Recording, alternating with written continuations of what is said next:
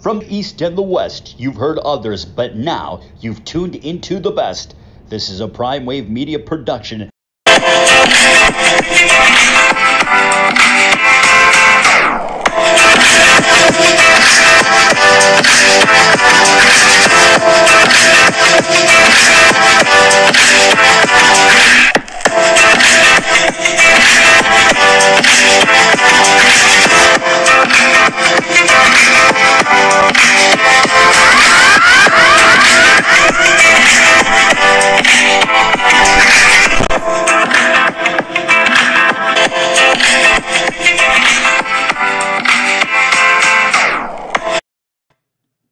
What's up, world? It's the one and only Pop DiBiase, the PrimeTime Capper, and it is time for the premier sports betting show, the PrimeTime Angles Live, and it is Monday, so you know what time it is.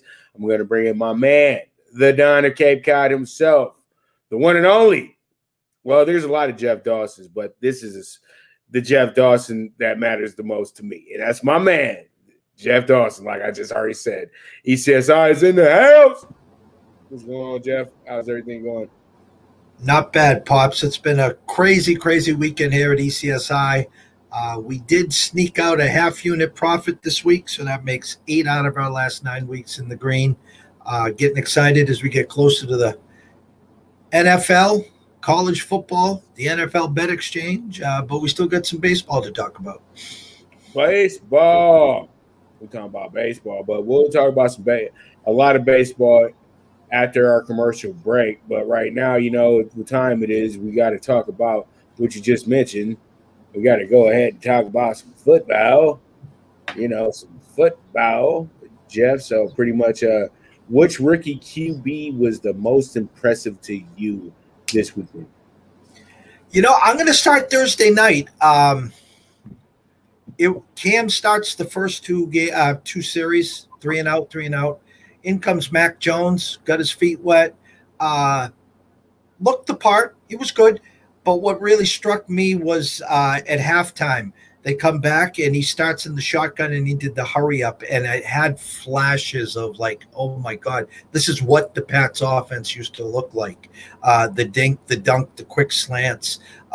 He back shoulder fades. He threw a beautiful 40-yard bomb to the left corner, and the wide receiver that they brought over from Tennessee goes through the hands. So that started the sequence with the rookie QBs. And then, of course, you got Trey Lance with the 80-yard bomb, but, you got to look a little deeper than that. Then after that 80-yard bomb, he was 4 for 15. Trevor Lawrence struggled. Zach Wilson made some nice passes. But, I mean, truly, I think the one that fit the part the most was Justin Fields. He comes in, he picks up the offense, didn't seem fazed at all, very mobile, made some great throws. I think a lot of the OCs here and head coaches made sure that the quarterbacks, short, quick drops, don't get hurt. Make your first read. Did you look at the second read?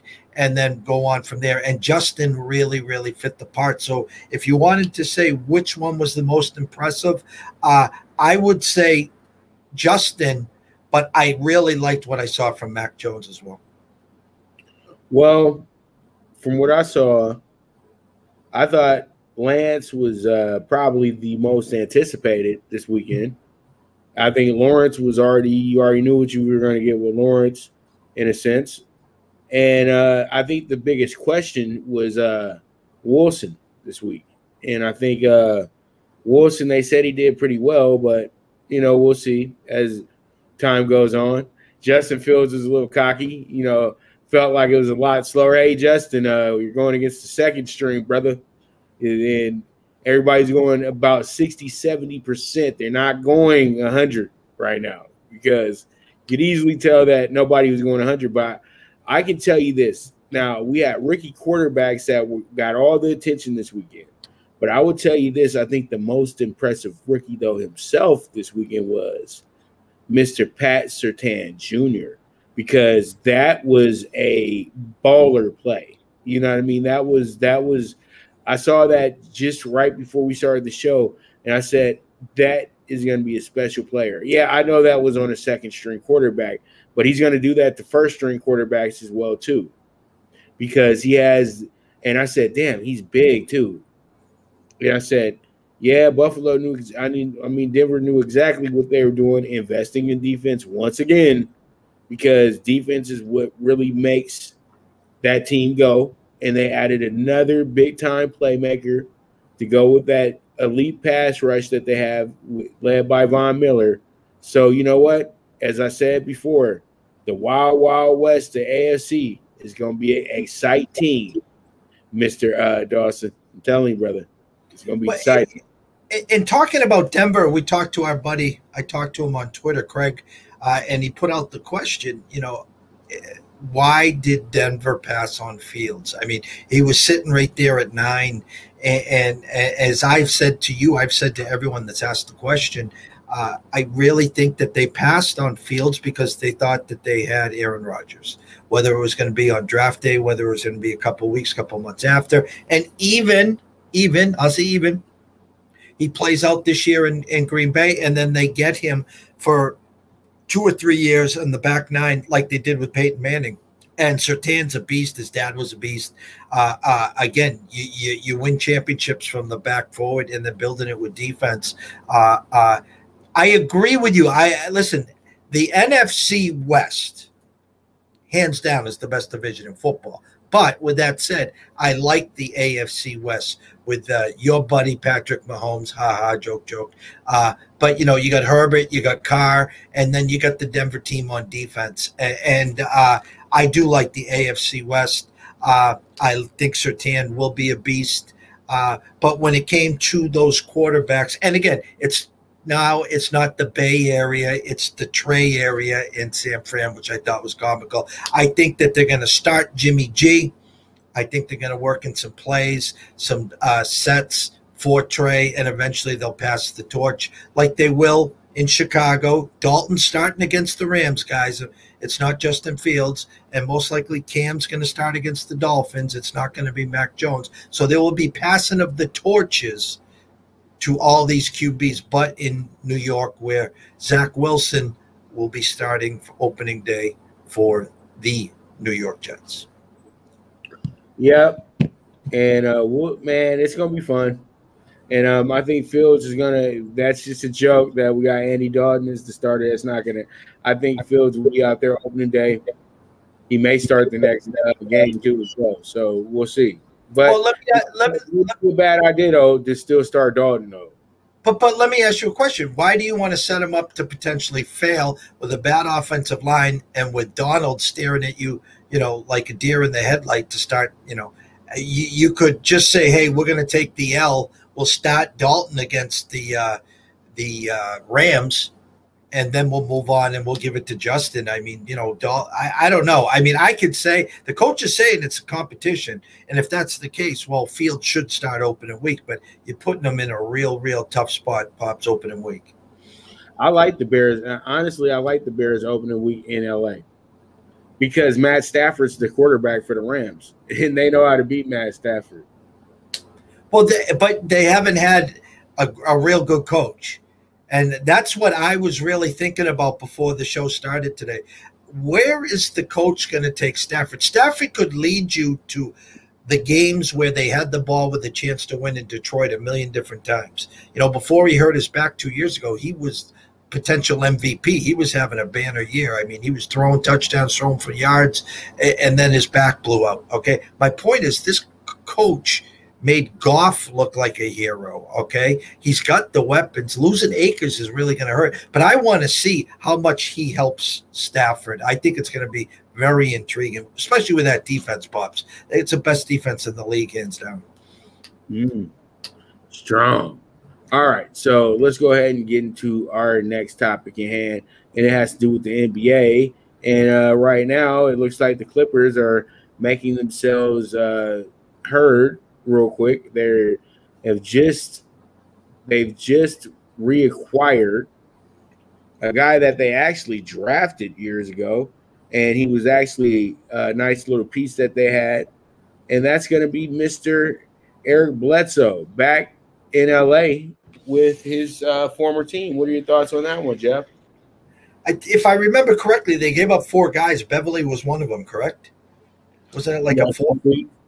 I think Patrick Beverly was punished because of the shove to Chris Paul. That was real unprofessional. So you don't want that on your team anymore. So they re-sign Kawhi, get him for the 3-4 years, however long that is. They bring in Bledsoe again. They're making a statement. LeBron, AD, and Westbrook. We share that stage, so we're not going away quietly. We do know they were one of the deepest teams in the NBA. I like the move. Good call on the push. I actually forgot about the push. Get that shit out of here. Let's start fresh. Clippers will be known. Listen, the West, the wild, wild West, my brother. Phoenix is going to have that hangover. Everyone expects them to just, take off to where they left. It's real, real hard. They did that from the bubble all the way box to wire last year. I don't see that following up, whether it's Aiden getting hurt, Booker maybe thinking he's better than he actually is, CP3, whatever it is. But Clippers and Lakers, those are the two teams out west to beat. I agree. And pretty much what I see in this trade is that Bledsoe gets to come back, play with a winning team. He doesn't have to worry about, competing and making sure Ja Morant's good. He gets to come out and actually be a part of something. And I think that with the way that he plays the game of basketball, he's a much better fit for Paul George and Leonard, because the thing is, he's a better offensive player than Patrick Beverly is as well, too. And that's going to be helpful because the Clippers then add in about 10 extra points that they didn't have before. So this is all about mathematics, and I think that's what the Clippers are looking at as well, too. They know they got a deep bench as well. They had to kind of ease up some things for Terrence Mann as well, too, who's looking to get paid, who had a great game. So the Clippers are on to something here. So we'll see how it goes. We'll see how it shakes out. But all in all, though, I just say to myself, this should be, some pretty good. This should be a pretty good year for the Clippers moving forward. You know what I mean? They showed a lot of promise. They did a lot of things that you didn't expect them to do. They showed that they could be finishers. And, this year is the year for them. You know what I mean? There's no more, they're getting it together. They had a gel, blah, blah, blah, blah, blah. They got everything that it takes to get to the finals next year. And I think that, pretty much this right here will be a very, very good move for them because, that's great. Pat Beverly plays some great defense, but at the end of the day, though, you need buckets. And that's exactly what the Clippers are looking for, are buckets. All right, so let's go ahead and get into fun. I don't have my image that I usually have, but we do have the New York Jets. The New York Jets, Jeff, and they are – actually, yes, the Jets. Yeah, it's going to be the Jets. We'll do the Giants. Actually, it's the Giants. It's not the Jets, Jeff. So, how long are we going to deal with Daniel Jones as the starting quarterback? That's my question, Jeff. Yeah. Listen, I heard he's struggling already again. Let's be realistic. What made the Giants back in the heyday wasn't an elite quarterback. I'm not taking anything away from Eli, Phil Simms, but my point is it was their defense. And so they need to get the defense back, and they're going to go as far as Saquon is healthy. Now, they've had some pieces. They got supposedly a healthy Golladay. They drafted Tony, a wide receiver. They have Shepard. They have Ingram, who we're waiting for at tight end, and then they have Daniel Jones. I'd like to say he has shown flashes, but there hasn't been a lot of flashes. They had opportunities to go and get another quarterback. They're living and dying by him. So they're in a division where twice a year they got to play Washington, which we know, again, with the kid there, the freak from Ohio State, you're in trouble there. So take that away. Dallas, Philly, those defenses don't scare you. So you have an opportunity. Now you just can't make mistakes. Give the ball to Barkley, pass it to Barkley, whatever you got to do. But obviously, this is it. I mean, you live and die by Daniel Jones. If he ain't the answer, then you go have a bad year and you'll be drafting a quarterback next year, Pops. I agree. I think that it was a bad choice in the first place, and it's going to really backfire. And Joe Judge, I think, is losing the respect of this team as well too. They had a big team melee on each other. Then he went into a high school type situation where he had everybody doing push-ups and running and all this other stuff, and we can't be like this and blase, blase, blase. And I think either it's going to be something that's going to help the team or it's going to hinder the team moving forward, because it just sounds like they got a lot of guys that don't like playing with each other. That's all it is. And when you get into a big fight like that one, either, that's just something that happened on that day, or that's just frustration boiling over that's already been there for a while, resentments and things of that nature. So, and then you got a coach that kind of does act like does kind of think like a high school coach in a sense, and that's where you tell yourself, guys like Joe Judge, maybe they might be better off starting off in college and not the pros. You know what I mean? That might be more of their cup of tea at this moment than work their way back into the pros like Matt Rule did, the coach of the Panthers. He started off as a little low-end NFL assistant, then worked his way up a little bit. Then, they asked him to come on over, and then he go to Temple, so he coached his alumni. And he came in with a plan and gave them a plan and made Temple the most successful they ever been in history. And then he goes to Baylor and with no expectations, and he does something big for them. And then by doing so well with Baylor, you wind up getting yourself to the NFL with the team that is looking for some fresh blood, some fresh ideas. So that's where I think that maybe some of these coaches might take on some of these head coaching jobs a little bit too soon for themselves, and it kind of messes them up at the end of the day. I agree. And again, NFL teams nowadays, if you need that leader at quarterback, and if you're not getting it, it's supposed to go from the head coach to the quarterback. Well, if you're not getting it from the head coach and you're not getting from the quarterback, and your star is hurt all year, it's going to be a melee. And that's what happened last year, and we'll see what happens this year. Yes, sir. All right, so with that, we're going to go ahead and take our first commercial break. And when we get back, we're going to talk some NL East, Jeff, and we're going to talk some Blue Crew Daily and get into the Monday preview as well, too, for the baseball game. So you guys stay tuned. This is the premier sports betting show, the Primetime Eagles, live with the one and only Pop DiBiase, the Primetime Capper, and the Don of Cape Cod himself, Jeff Dawson. And we will be right back to you in just a few.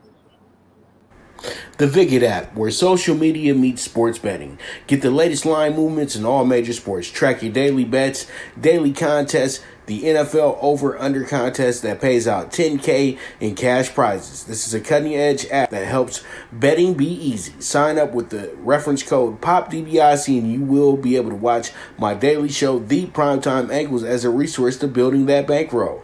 Viget is available in your Apple or Google Store on your iOS or Android. The social sports betting app, Viget.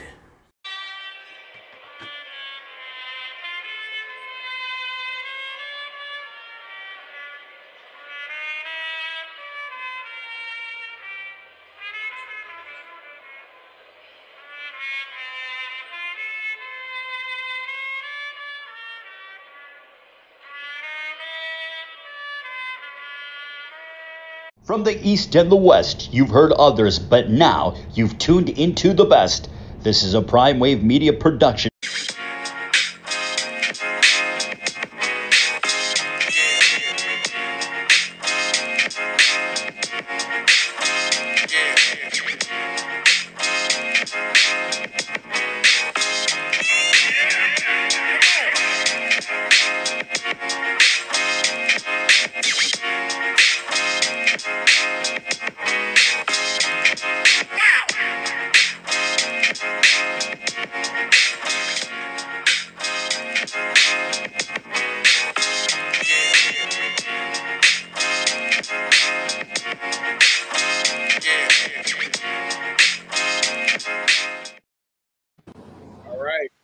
We are back. So pretty much the NL East, Jeff, has became has become a game of leapfrog, as you can see. First, you had the Mets, who were up. I don't know how long. The Mets were the leaders in the clubhouse for about a good, three for most of the year, correct? Like almost all year. Then they go to Philly for a weekend soiree there in Philly, and they wind up getting swept. And then Philly winds up getting a 2.5 game lead after that. So now Philly runs into the Dodgers earlier this week. They get a little beat up by the Dodgers. Then they run into a red hot Reds team, get beat up a little bit by the Reds.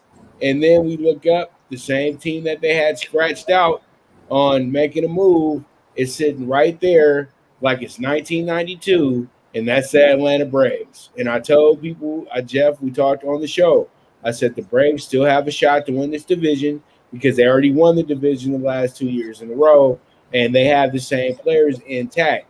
And they're just like the Dodgers. They're not going to live off – they don't have to live off of one player. They have other stars on the team. That was just a significant loss because you love the way that guy plays. That's the whole thing. And, yeah, he's out now, but that was motivation for the rest of everybody else to step it up. And, honestly, I think the Braves are right at home, and they're going to wind up winning this division. Jeff, what are your thoughts on that? 92, Andrew Jones. Back in the day. You guys looked early for Andrew. Oh, no, actually, no, you're right. I'm thinking of the later 90s and the yeah, you're thinking about 96. Yes. The Braves, the Mets misery. I mean, listen, their lifeline, their heartbeat is DeGrom, and each time there's a setback, they seem to slip. And like you said, the Phillies run into the Dodgers, then the Reds. The schedule's kind of comical how this has happened. With that said, Atlanta,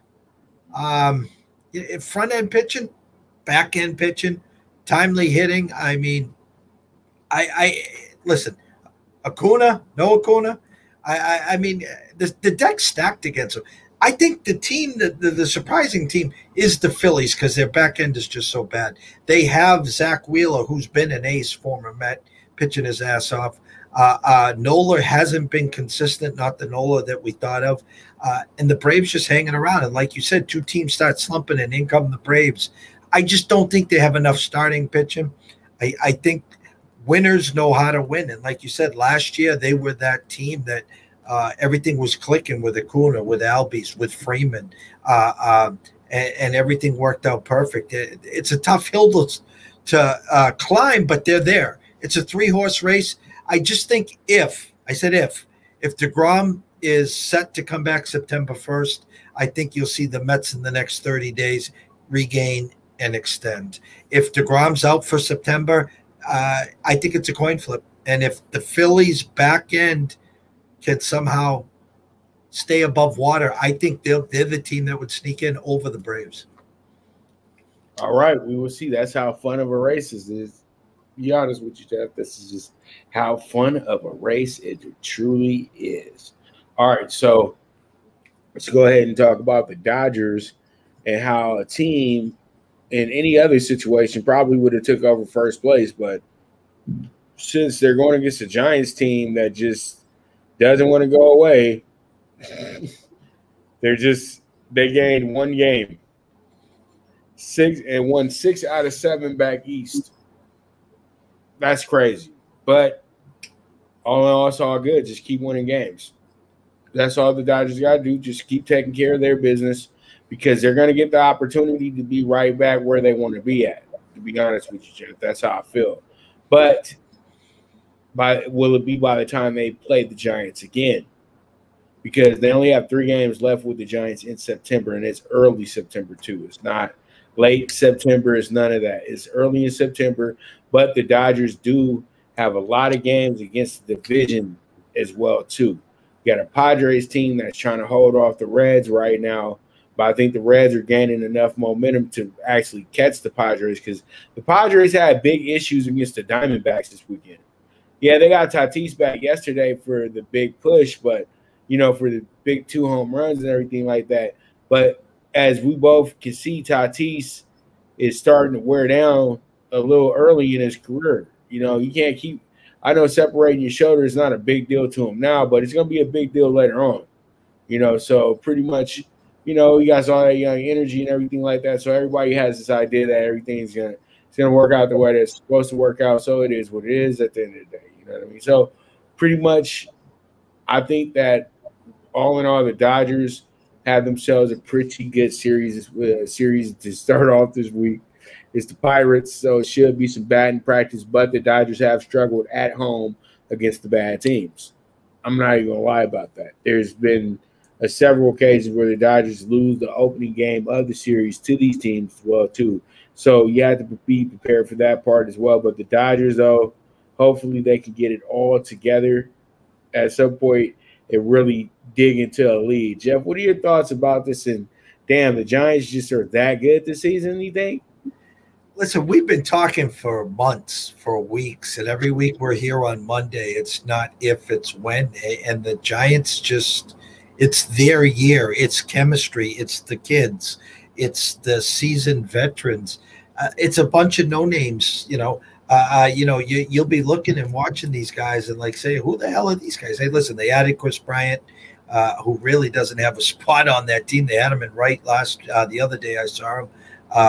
You got Posey, they had Longoria, and then they got the kid Jastrzemski and Belt and a bunch of other guys. My point is, on paper, you're supposed to win by double digits, and I hate to be the bearer of bad news. You're not catching the Giants. We've been saying it, and listen, if you do, you're supposed to.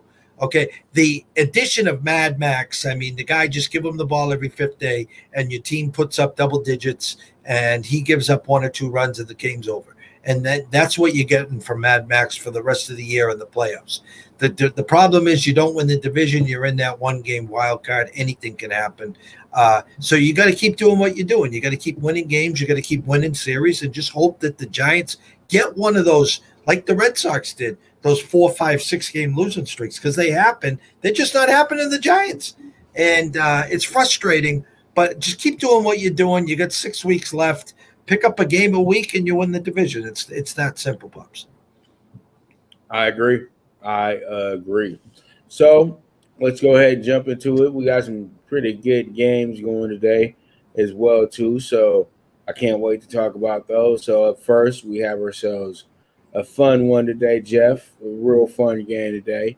And that's going to be the Angels and the Yankees again. The Angels and Yankees are actually playing in the Bronx today as well, too, once again. So, pretty much we have ourselves in a good little fun spot today. So I think this should be something that a lot of people look at and tell themselves that, hey, we got Yankees and Angels today. You got Suarez on the mound going against Garrett Cole, the guy that's supposed to be the man here with the Yankees, but we'll see how it goes. We got 8.5-point spread, and then it's plus 220 on the Angel side. Yanks are minus 275 themselves today. What I like today, though, I think that this is more of a scoreboard watching game than anything. I think the Yankees should be good on that accord today. And I don't think that you should be looking at them to, I don't think you should be looking at the Yankees to really do the beat down today, but it's possible. And the way that they are playing right now, it should actually go down, to be honest with you. But we all know the Angels love to be tricky here in New York City. So we'll see how it goes and see how it shakes out. What are your thoughts on this one? Last Monday, the Reds come after a sweep. They got to fly to Cleveland for a makeup game. I called it a drive-by. Team gets in the plane. Their luggage goes to Atlanta for Tuesday. They go into Cleveland with a big favorite, and they get their ass handed to them. So the Angels played at home yesterday. Now going to travel to the Bronx for a drive-by, because then they head to, I think, Detroit on Tuesday. Yanks coming up a great series with the White Sox. They win they played in the Field of Dreams game, the best game of the year, hands down. And then they win yesterday. The point is, the Red Sox and the Yankees play a doubleheader tomorrow. So which team's going to be motivated here? I think the number's baiting you to take the Yankees, to be honest with you, and the public's buying it. But I don't know why the Yankees are pitching cold today when they know they have a doubleheader tomorrow against the Red Sox and they don't go to a bullpen game. So with that being said, again, it's a scoreboard watch for me. I don't know which Angel team's going to show up. I don't know which Yanks team's going to show up. It's a perfect letdown spot for the Yanks, and it's a perfect spot for the Angels just to say, hey, we're just here because it's a makeup game and we're moving on. So scoreboard all the way for us, Pops. I heard that. So we have ourselves a divisional game in the NL today as well, too. And it looks like a team that a lot of people thought were just going to be kind of just around this year and not do much. They're actually making some big noise this year, and that's the Reds. And the Reds have been whooping the Cubs all season, Jeff. They've had their way with the Cubs. You know what I mean? And today might not be any different, but I think today will be different. It's Monday. A lot of people are going to look at this trend and say, well, the Reds got their number. And when you think a team has somebody's number, here we go late in the year with that team getting a big win. But I'm not saying the Cubs win the game today. I'm saying that the Cubs keep things very close. That's why I'm going to take them on a spread today. What are your thoughts on this one, Jeff? If I told you the last 12 days, the MLB, the favorites are 117-47. They're 70 games over 500. The Cubs have been giving up double digits like they're the Chicago Bears right now. I don't know what's going on. They've mailed it in. I don't know which Miley's going to show up either. But I can tell you this, that 82% of the bets are all on the Reds. We had the opening line of minus 230. It's down to 200 and 205. So there's some sharper, heavy money taking a swing at the Cubs today, seeing maybe some value on the Cubs team, or maybe seeing the fact that Miley will be Miley, the one that gives up 4, 5, 6 in the first 3 or 4 minutes. So sharper money is coming in on the Cubs. You have the over-under open at 9. I get 82% of the tickets on that over as well, and it is now moved to 9.5, juiced under 20 cents. Well, there it is. So there we go with that, and we should have ourselves a good game there. Always fun with the Central Division on both sides. Those teams, no mercy for each other. You know, sweep the leg, Jeff. Sweep the leg. All right, so we have our next one. It's going to be a fun one. It's probably the best game of the day, too. It's between the A's and the White Sox. Possible playoff matchup as well, too. You got 2 really good pitchers on the mound. You got Kuchel going for the White Sox, and then you have Montez, correct, or Mania going for the A's today. Montez, who's been dealing, has a lot of strikeouts on the year as well, too. I expect both these teams to be right at each other's throat, but I think the A's are going to wind up getting themselves a nice little upset here in Chicago today at, I would say, Comiskey, but they ain't played in Comiskey Field since probably about 1995. So, you know, over here at Guaranteed Rate Ballpark. It's a terrible name for a ballpark, Joe. Guaranteed. Let's go over to Guaranteed Rate today. I was surprised with the opening number or the overnight number with the A's favorite at Chicago. But again, the edge is definitely in Montas over Keuchel. I looked a little deeper into this game, and Montas and the A's are minus 135 and 138 in the first 5. That's where we lean today here at ECSI, is Oakland in the first 5. But for you, like you said, I think this A's opened up as a favorite for a reason, and the White Sox coming off the Field of Dreams, coming off the tough series with the Yankees, and Oakland getting their butt whooped yesterday in Texas. I like Oakland in this spot here, and it's about a 52-48% split. So money, a little heavier money starting to wheel in on Oakland as well. Your under-over opened at 9.5, under 117. 84% of the bets on the over, yet it's now 9 over minus 117. So sharper, heavier money coming in on the under 9 right now, Pops. All right. So we have that, and we move on to our next game, which is going to be the Astros and the Royals. Astros coming in here minus 160, Royals plus 135 today. It's a tough one, man, to be honest with you. But I think that this is more about just scoreboard watching as well, too. There shouldn't be anything that gets people riled up about this one at all, in my opinion, Jeff. I think that this is just going to be a really good game, and I think what winds up happening here is that we have ourselves a very, very spot where you're going to probably see people over betting you'll see people over betting the Astros, and I think the Astros have tricked a lot of people this year with what I like to call over betting. You know what I mean, on a certain spot. Let's just use this. I'm gonna use this as an example. You're a person that doesn't bet a lot of sports betting, correct? And pretty much what happens is you walk into the book and you've been watching a whole lot of ESPN. And pretty much what happens there is that, all right, so pretty much what happens there is that, okay, you go up in there and you say, oh, I love the Dodgers. Ooh, I love the Yankees. Ooh, I love the Cubs today.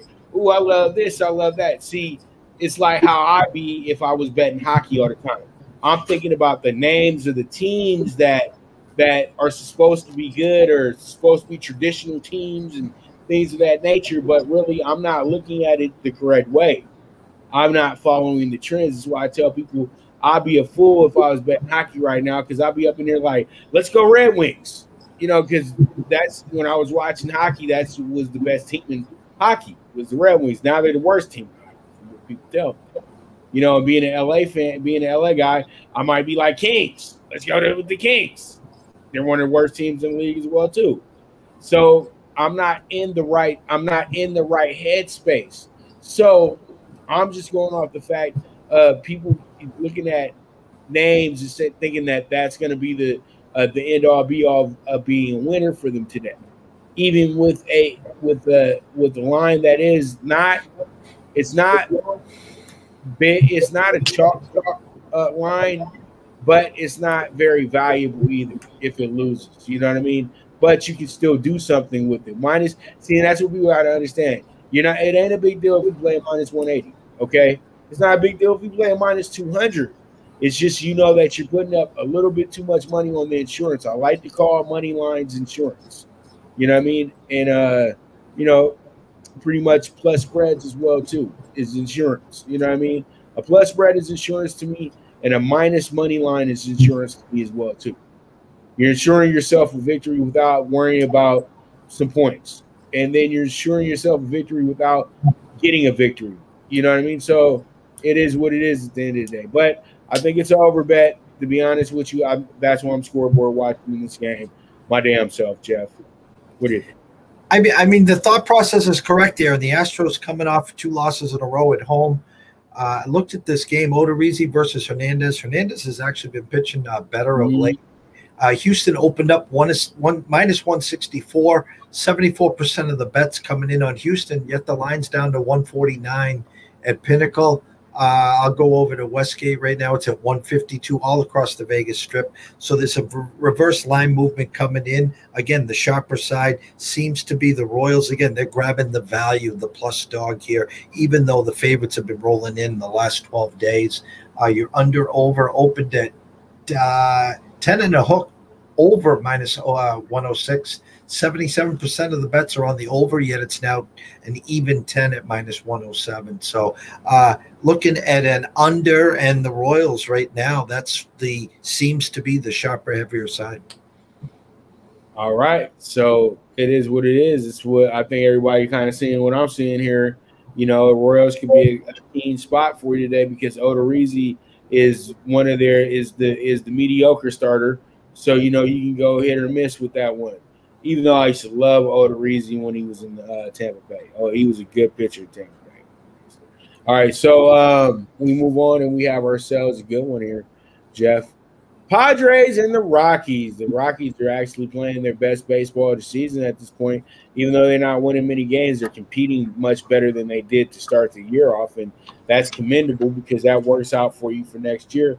And the Rockies did do something significant. They didn't get rid of their best players. Charlie Blackmon's still there. Trevor Story's still there.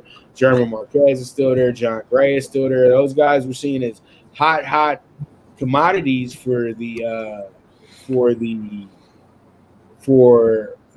trade deadline, and none of them got traded, and that was pretty significant. I think that all in all tonight, the game should be really good, but I still think that what happens here is that it's crazy that I'm saying this right now, but I think that this game winds up going under. I think that it's going to be just too many pop flies tonight, to be honest with you, Jeff, but things do always get crazy between these two teams as well, too, so cross your fingers, but I think that this might be one of those, once again, oversights by everybody thinking that this is going to go over and it stays under. What are your thoughts? Padres opened at 136 overnight. 52% of the bets are coming in on them, yet the line currently at Pinnacle is 127. You can get them on the Vegas Strip anywhere from 124 to 128. Your under-over opened at a flat 12 over 6 cents. 83% of the bets on the over. It is 13 right now at Pinnacle. The Vegas Strip is 13. If you're on the Strip betting the over, you can get down to the win at 12.5 at minus 20 cents, and also the Mirage and Stations. I think what the public is doing right now is they're seeing Zenzatella, who had a good run, who's not pitching as well. Weathers is hit or miss. Both pitching staffs are looking for length, and they haven't got them. Rockies have been playing a lot better, especially at home. They're 17 games over 500. 17 games over 500 at home. And so with that said, I think you're getting a price and a value on the Padres. I think as bad as they're playing. Hey, Tatis came back yesterday, couple homers, and he ignited them. Let's look for that to carry over. But again, it's all about the starting pitching, and if Padres can get out early. So keep an eye on the 124, 125 on the Padres. But I see the value, quote unquote, value is only value if you cash that ticket. But people are jumping on the Rockies plus money at home. And whoop, there it is.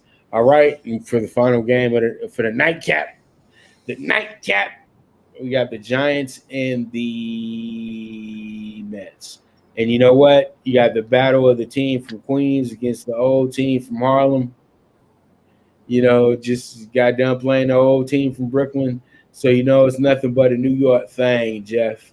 New York state of mind. But you know what, though? I'm going to push for the absolute fun bet tonight, the upset tonight in San Francisco. I'm thinking to myself that the Mets travel cross-country, Jeff, get themselves a monster win moving forward for their NL East pennant and help my Dodgers out just a little bit here. So I think that that's what happens here, is that the Giants take a really – I mean, not the Giants, I'm sorry, but the Mets take a really bad performance on national television and work it into their favor tonight when everybody overbets the Giants here. I agree. Again, like the Angels, flying west to east. The Mets are flying east to west. They got their butt spanked. They were on national TV. They played the late game. And it's funny, the public thinks the same thing here. Gosman opened at 172, 75, 61% of the bets are on the Mets, yet the line's up to 207. 205 across the Vegas Strip, 210 at the Wynn, 215 at the Mirage. So they're all in on the Giants in the cross country and what they saw last. So I see what you're looking at. I see it in the same thought process as well. You know what? They look so bad now. They're traveling east to west. Give me the Giants. Give me the Giants. Well, Pop, I like your swing there. Mm-hmm. Thank you, Jeff. I always know you'll respect it. Thank you, sir. All right, so let's go ahead and get into the Talkin Tickets and Talkin Tickets. Boy, we got some good tickets here as well too, Jeff. Let's go ahead and get into it. It's going to be a 50-1 ticket as well too, and this is going to be a 69-1 ticket as well. So we have the Yanks at -1.5, and then we have the Cubs at +1.5. We have the over 10 with the Astros and the Royals. We have the A's -110 today, and then we have the under 12.5 with the Padres and the Rockies, and then we end off with the Mets here at +180. But as I said before, we're using the early line that they had, and they've actually been bet up. And this is why I like it a lot. Again, that you're betting up the line as well too, Jeff. So I'm getting more money added to my ticket, and hopefully everything works out with my ticket as well too. So, Jeff, what are your thoughts on the ticket? Again, Mondays, travel days, shorter slate. There's a lot of opportunities, and there's also a lot of landmines, and you've covered both sides very well there. Again, you always hashtag single what you like, and that's what you got to do here. Listen, you got a 69-1 ticket, which at this point is probably closer to 80-1. So if you put on $25 on it and it comes in, you make yourself a quick $2,000. It pays the rent for the rest of the month. It gets you out to Las Vegas for the weekend, and everyone's happy. Right, and then you get to hang with some stars. You know, it is what it is at the end of the day. But, Jeff, you already know, man, it's always a pleasure rocking with you, doing the show with you. I'm going to be this probably will be one of our only shows this week. We'll probably only have maybe two more shows after this, how the week is working out. Just want to kind of focus in on this media stuff this week with the Pacquiao fight and all that stuff. Yeah, I'll be out there for the Pacquiao-Ugas fight. We already originally planned to be out there for Spence and Pacquiao, but now things have changed, but we're still going to be there. So pretty much that's what I'm looking at this week. And then me and Jeff, we're trying to link up in Vegas and maybe give you guys a great Sunday show for opening day in the NFL. Hopefully we can boot out the guys that are working over at Veasan, and they can let some professionals come in there and talk some sports real quick. And so pretty much that's what we're looking forward to doing. Unless, we'll just go out there with a big megaphone out on Fremont and be like, taking all bets. 6.5 on the Jets, but we'll be rocking, getting you guys some good content and everything like that, kicking people out of our reserve seats, how that goes. I'm going to make Jeff get the cabana when we go to, if we're in Vegas, that we get over at Circa. There you go. We'll be at the cabana. I'm going to make Jeff, I'm going to get Jeff in a lot of trouble. His wife's going to hate me. Just kidding. All right. So it is what it is at the end of the day. I thank you guys so much for tuning in. Jeff, any final thoughts? No, again, you got 2 weeks till Labor Day weekend, and what everyone here needs to understand is just to stay sharp, stay in your lane, and don't chase. Just it is what it is. As Pop's always saying, if it's not there, don't take it. It's always great to take a few swings, but those swings add up. So stick to the script, stay positive. Get yourself closer and closer to Labor Day. And just because it's football season come Labor Day doesn't mean it's the kid in the candy store approach, Right. You got the 100 games going on Saturday, and you got to play, like you said, every game that's on TV. And then you wake up Sunday morning half broken, hungover, of course. And then you get into the window at 1 o'clock, and then at 4 o'clock, there's only 4 games. And then 8 o'clock, it's the favorite and the over. That's what everyone does. And you wake up Monday broke, can't pay the man. And now what? So always be disciplined. Stay disciplined, and just take it game by game, unit by unit. That's the best you can do. Yes, sir. Yes, sir. Now, where can they find you at? You can find us on Twitter at EC Sports Invest. Follow us. We'll follow you back. We'll answer any questions that you do have. If you want to send us an email, go to eastcoastsportsinvestors@gmail.com. Come check out our website at www.eastcoastsportsinvestors.com, full of content, blogs, an e-commerce store there that we're working on some new things as well. So you can always find us. We're here to answer any questions. We love to educate, not entertain, but we do make you smile. So that's all that matters. Yes, sir. All right. So we are here, and pretty much, man, it's Monday. It's the Mondays, Jeff. It's the Monday. So forgive me just a little bit. All right, because I'm over here. I'm deep in thought, but my eyes are closed. I don't know why. But thing is, it is what it is at the end of the day. One of my favorite people in the world. Love to always do this with you. I look forward to next Monday as well, too, brother. We'll be that much closer to the NFL as well, too. We'll be 2 weeks away, and then actually we'll be getting ourselves prepared for not a big college football weekend, but a good college football weekend that should yield us some big dog money, Jeff. Dog money, baby. I can't wait, Jeff, man. I think I'm gonna hit a dog pick 4 every weekend, man. I'm gonna really sit there and go really study the dogs as tough as I can. Find a dog in each conference that I think can make a difference. You know what I mean? This is a little word of advice to everybody. Early morning games, they're noon games for Jeff. They're 9 a.m. games for me. That's where you'll get the best upsets, especially with a big home dog. Yeah, because the games are a little early. Sometimes you got to understand those guys were partying the night before, or a big road dog comes in there because, you know, they had a fun night the night before over at the club or over at the little sports bar that's on campus, and, you know, the football players are there trying to impress women. So it is what it is today. But all in all, we could do this all day, but we do have things to do today. So pretty much, I thank you guys so much for tuning in.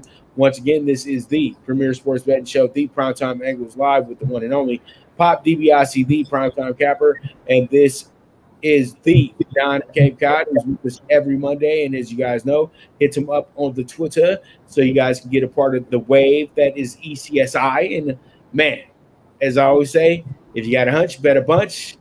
Bet with your head, not with your heart. And the movement is moving. So for that, we are gone.